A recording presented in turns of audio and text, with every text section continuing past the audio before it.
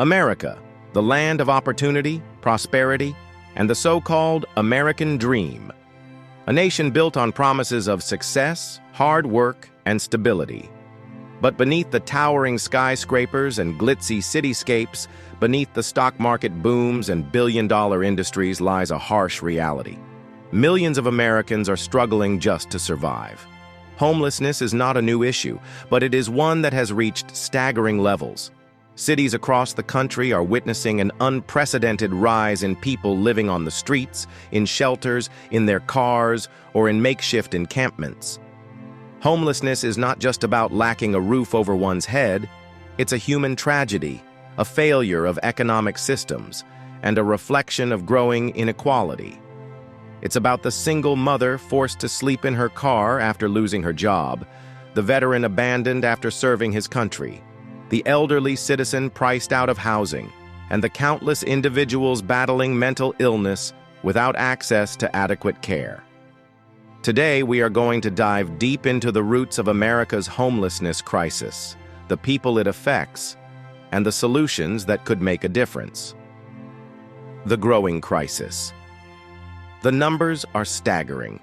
In 2024, the U.S. Department of Housing and Urban Development estimated that over 650,000 people were experiencing homelessness on any given night. That's more than the entire population of cities like Baltimore or Milwaukee, and this number is rising every year. In major metropolitan areas like Los Angeles, San Francisco, and New York City, tent cities stretch for blocks. Entire families are living out of vans, and shelters are overflowing. One of the biggest drivers of homelessness is the affordable housing crisis. In cities where wages haven't kept up with the skyrocketing cost of living, even full-time workers are unable to afford rent.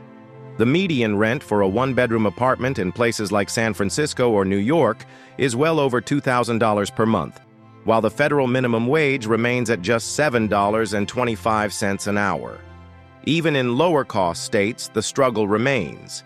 Landlords raise rents beyond what average Americans can afford, and when unexpected expenses hit, like medical bills or job loss, many find themselves out on the streets. Who are the homeless? It's easy to stereotype the homeless population as people who simply don't want to work or are suffering from addiction. But the reality is far more complex. Many people experiencing homelessness actually do have jobs. Some work multiple jobs, but still cannot afford rent. Others are children, veterans, the elderly, and disabled individuals. Families make up a significant portion of the homeless population, and their stories are heartbreaking. Imagine being a child who has to do homework in the back seat of a car, waking up every morning not knowing where your next meal will come from. In some states, nearly half of all homeless people are part of families with children. These children face higher risks of illness, developmental delays, and poor educational outcomes, making it even harder for them to escape the cycle of poverty. Veterans, who once served their country with honor, are another large part of the homeless crisis. Many suffer from PTSD, physical disabilities, or difficulty reintegrating into civilian life. Despite efforts by the government to house veterans, thousands remain on the streets, abandoned by the very system they once defended. Then there's the elderly population, people who worked hard their entire lives but find themselves without savings or social support. Rising medical costs and lack of affordable senior housing have forced many older Americans onto the streets, where they are more vulnerable to violence, illness, and extreme weather. The role of mental illness and addiction. There's no denying that mental illness and addiction play a role in homelessness, but they are often symptoms of a larger problem rather than the cause. Many individuals struggling with mental health issues lack access to proper care, and without treatment, their conditions worsen. The closure of mental health institutions over the past few decades has left thousands without support, forcing them to fend for themselves in the harsh realities of street life.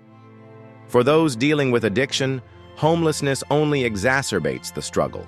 Without stable housing, it's nearly impossible to get clean. Rehabilitation programs exist, but many have long wait lists or are too expensive for those in need. Instead of helping, society often criminalizes these individuals, arresting them for loitering, fining them for sleeping in public spaces, or forcing them to move from one city to another without offering real solutions. The role of systemic inequality.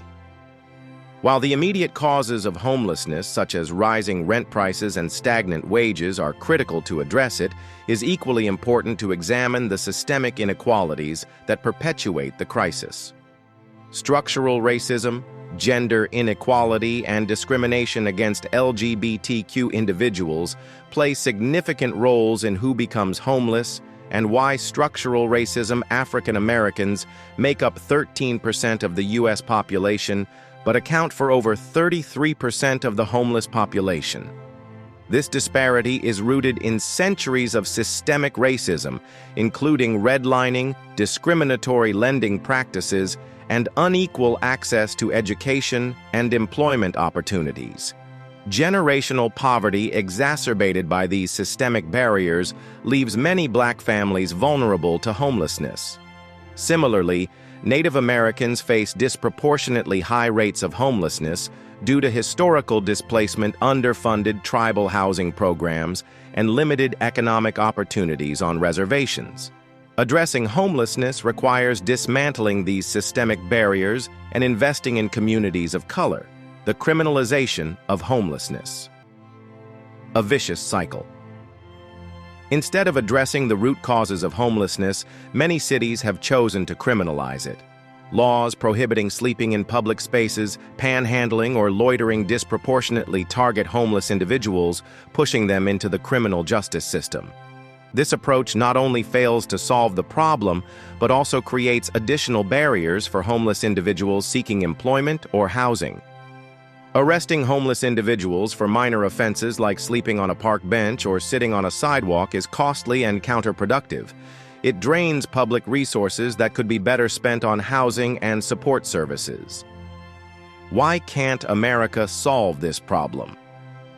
The truth is, America has the resources to end homelessness, but the will to do so is often lacking.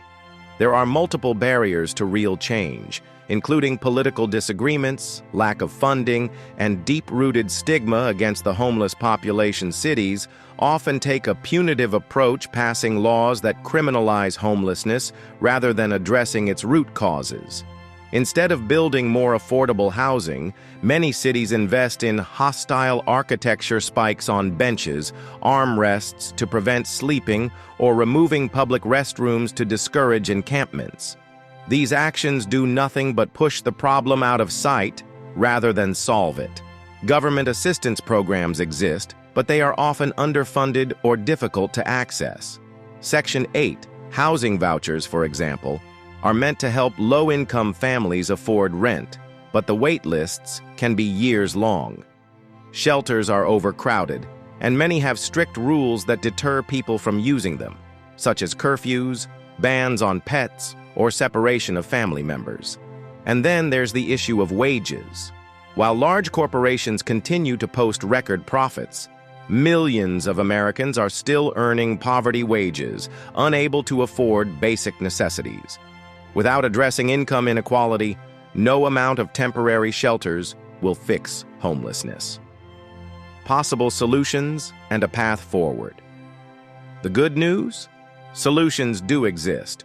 Countries like Finland have made significant progress in reducing homelessness through a housing-first approach, providing permanent housing as a starting point rather than making people prove they are worthy of assistance. When people have stable housing, they are far more likely to find employment, seek medical care, and rebuild their lives. America could adopt similar models by increasing funding for affordable housing projects, expanding rental assistance programs, and investing in mental health services. More job training programs and higher wages could also prevent people from falling into homelessness in the first place. On a local level, communities can support initiatives like tiny home villages, safe parking programs for those living in cars, and resource centers that offer job training, medical care, and addiction treatment. But ultimately, the biggest change has to come from society itself. We need to stop seeing homelessness as an individual failure and recognize it as a systemic issue. People don't choose to be homeless, circumstances force them into it. Until we shift our perspective and push for real, long-term solutions, the crisis will only get worse. Homelessness in America is not an unsolvable problem. It's a choice that society makes by neglecting the most vulnerable. The richest nation in the world should not have hundreds of thousands of people sleeping on the streets. We can and must do better. If we truly believe in the ideals of the American dream, then we must ensure that every person has the opportunity to build a better life. It starts with compassion. It starts with action. It starts with demanding that our leaders prioritize human dignity over profit. Because in the end, the measure of a society is not how it treats its wealthiest, but how it cares for its poorest.